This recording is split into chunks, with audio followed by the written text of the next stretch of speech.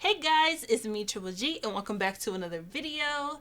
Today we are doing this. If you want to learn how to do this, please stay tuned. If you just want to watch me do this, please stay tuned. And let's have a great time together. Alright, let's get right into the video.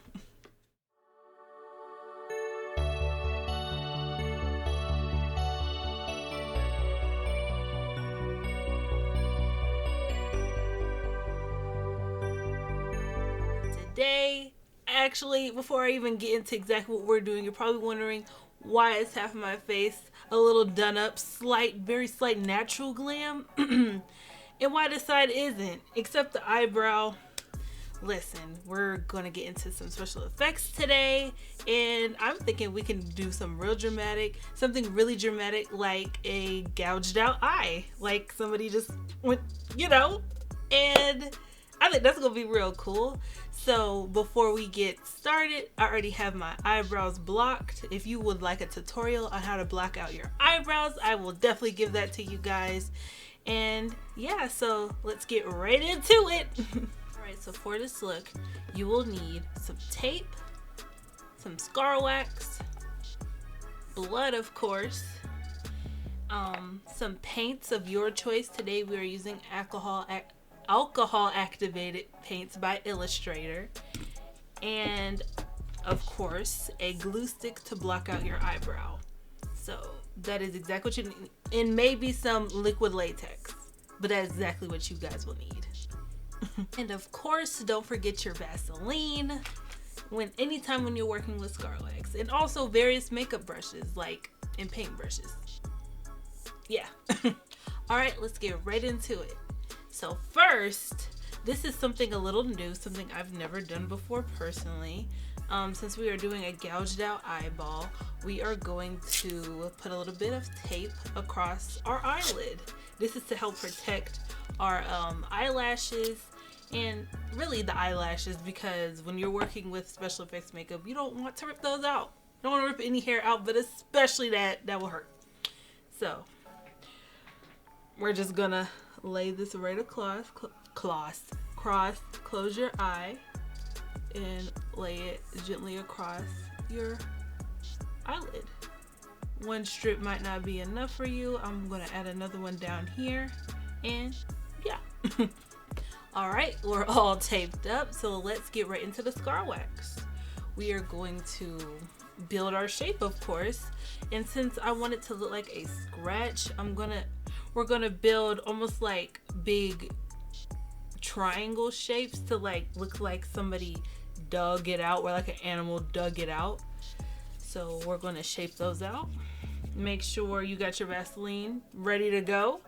And to do this, just grab a cup of scar wax, and we're gonna shape out little lines like this. It can be bigger. I just like to work a little at a time when it's a more detailed look, so you really getting what you need and focusing one section at a time. So, and we also want to go around the tape, of course. We don't want to put it right here and then tape is hanging out. We want all that to be on the inside. But so if the scratch is coming this way, we're gonna start building it right here. I got my spatula ready to go. Be careful with your hair. I probably should have put it in a ponytail, but nonetheless, here we go.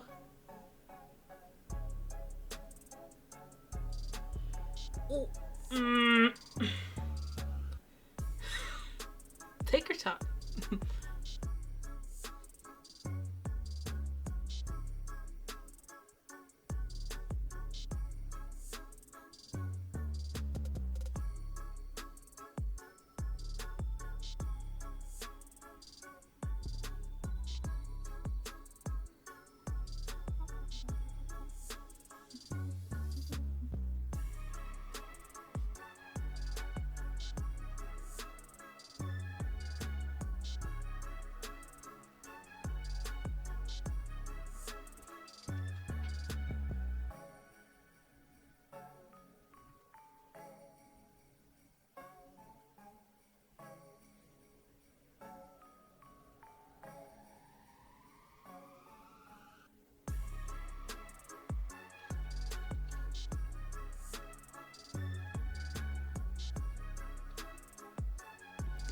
All right.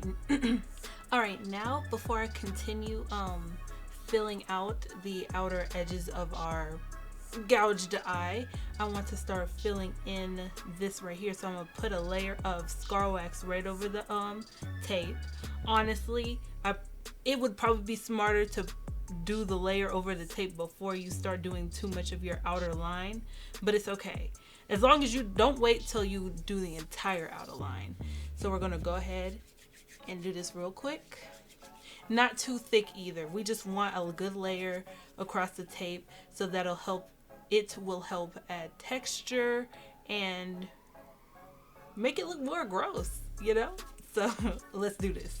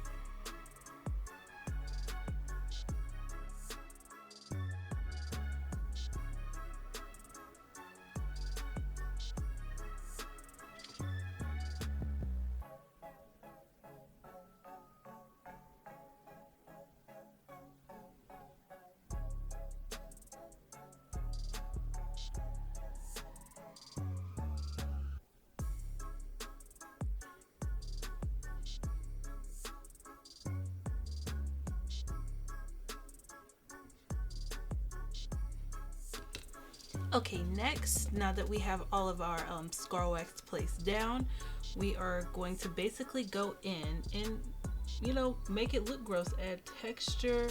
If you need to add more scar wax in some spots, you can do that. Just move it around and be careful for foremost, because you don't want to do it too much on your edges right here, because it'll lift up, because we have not set it yet with liquid latex. So we're just gonna be doing this. Oh, be careful, because it will also lift this whole like base too. So just take your time.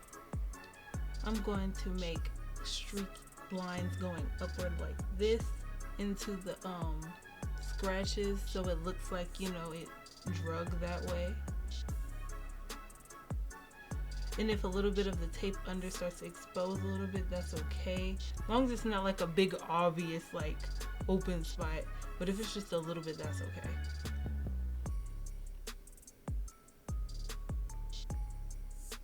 And if it does become obvious, just add more scar wax. And also don't forget to rough the edges of around here as well. Be careful, because like I said before, we have not set the edges of this yet with liquid latex, so it can lift fairly easily. Just give it a light like nick around, because it's supposed to look tore up. It's supposed to look like the skin is literally been ripped off. So as much texture as possible, because texture is what makes looks like this more realistic.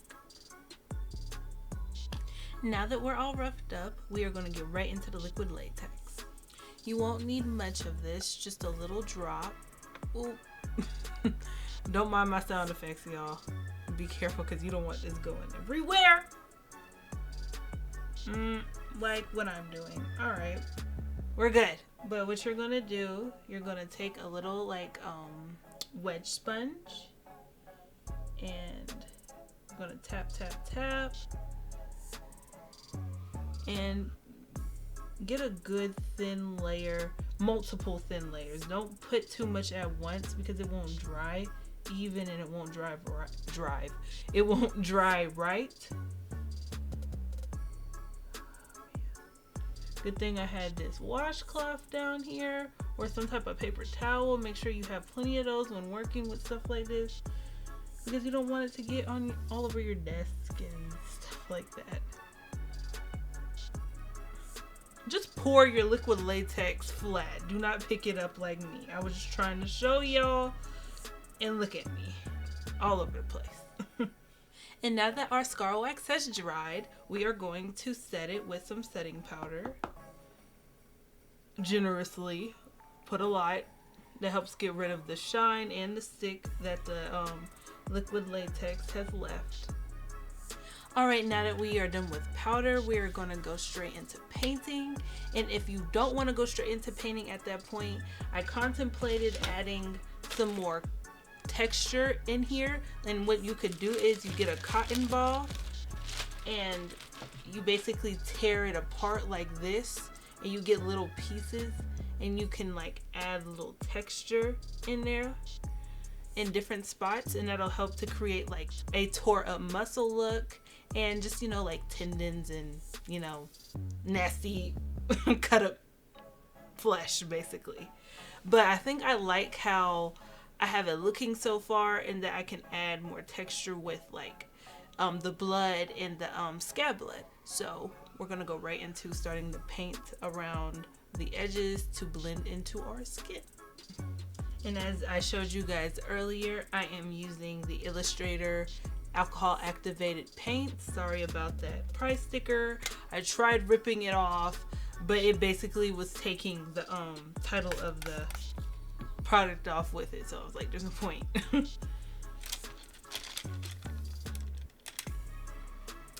And make sure when you're using alcohol activated paints, you are using 99% alcohol. That is the best, but 91 also works as well. And now we just start painting. And as I'm putting the skin tone color to blend into my skin, I like to also do a tap motion, just like when you're doing regular makeup, especially around the very edges where it really meets your skin. That will help give a better blend.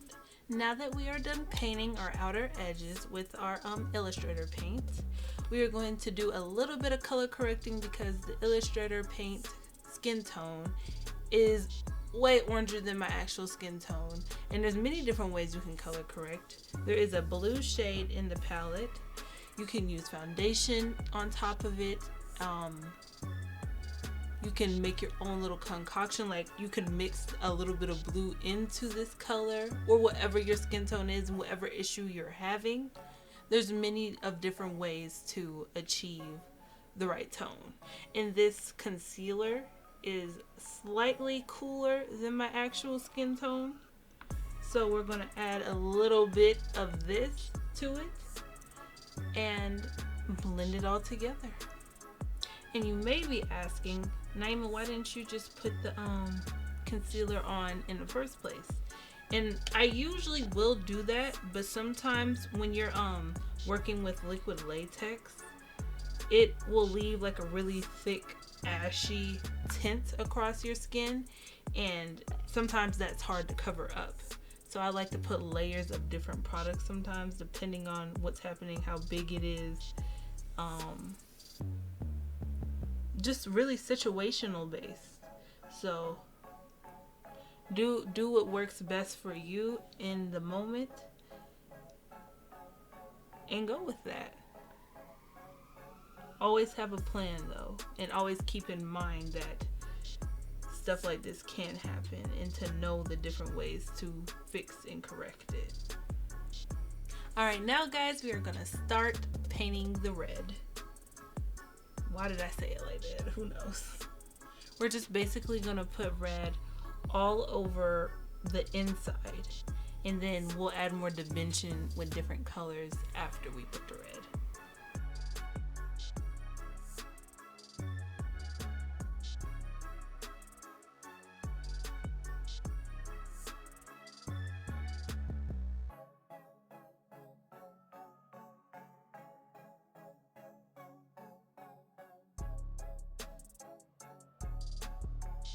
And as you can see, as I'm painting and putting the red, you see how it's like the natural craters are like not being painted red? We want that to happen, because that is exactly where we're gonna put our darker colors to add more dimension and contrast to the entire gash. Now that we are done with the red, we are gonna get into some black. We are dipping into some grease paints now. I wish this Illustrator palette had black, but you know how that goes. Man, doing this with one eye got me got me struggling. So we're gonna put it all, this black, all into the cracks and creases where the red didn't go naturally, the natural craters that we have created. All right, now that we are done adding our black into the craters of the gouged out eye, we have a black spot in the middle to create depth for where the actual eyeball would have been. We're going to add more to that in a second, but for right now we're going to go back to the outer edges and we're going to create more like tension and what's the word I'm looking for, like more detail to the outside. And this is more of a fresh wound, so we're going to be adding like a little bit of purple and of course reds, so it's like a little bruised and of course irritated. We're not making it look nasty, well, like nasty as in like it's rotting, but or rotting. Why do I keep adding an N to rotting? So we're just going to stamp a little like purples and reds, maybe even a little bit of blue to the outside. And you know, of course this depends, like how much and what intensity of color will depend on your skin tone. Just know what your intention is and bring it to life.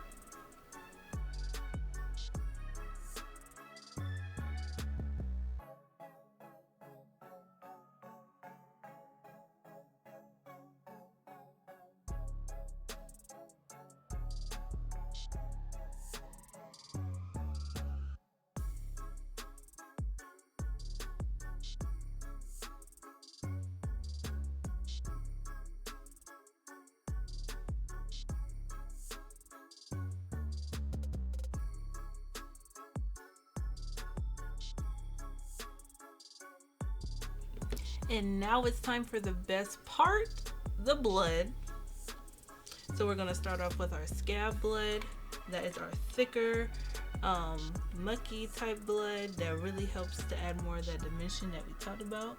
And we're gonna pile a bunch of it right in the center.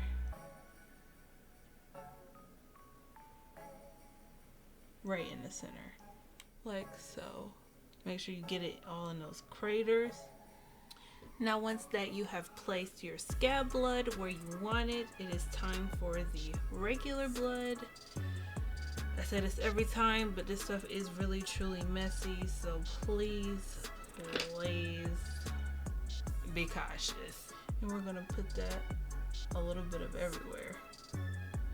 On the outside, on empty spots, on the edges. Make it look like it's being splattered.